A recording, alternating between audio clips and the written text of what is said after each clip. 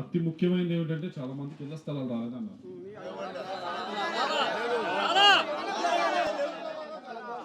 అర్హులై ఉండి ఎవరికైతే ఇళ్ల స్థలాలు రాలేదో వారందరికీ కూడా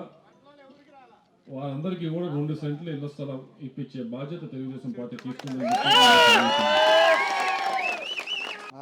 కొద్దిగా మహిళల్ని గ్రామంలో మహిళల్ని యాక్టివేట్ చేయండి. ఈ 10 రోజులు యాక్టివేట్ చేసి వాళ్ళని కొద్దిగా డోర్ టు డోర్ క్యాంపెయిన్కి వాళ్ళని కూడా తిప్పే కార్యక్రమం చేయండి.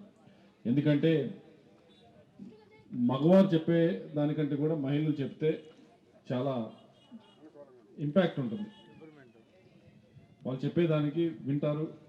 చెప్పేదానికి కూడా చాలా ఉన్నాయి పాయింట్స్, వాళ్ళకి విషయాలు చాలా ఉన్నాయి, స్కీమ్స్ చాలా ఉన్నాయి. ఒకటి 3 గ్యాస్ సిలిండర్ ఫ్రీ ప్రతి ఇంటికి ఇచ్చేది.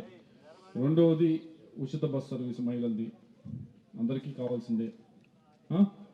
మూడవది 18 ఏళ్ళు దాటిన వాళ్ళందరికీ కూడా 1500 రూపాయలు, ఇది కూడా అందరికి కావాల్సిందే. కాబట్టి ఇది మహిళలతో కొద్దిగా చెప్పేసింది ఇంటింటికి.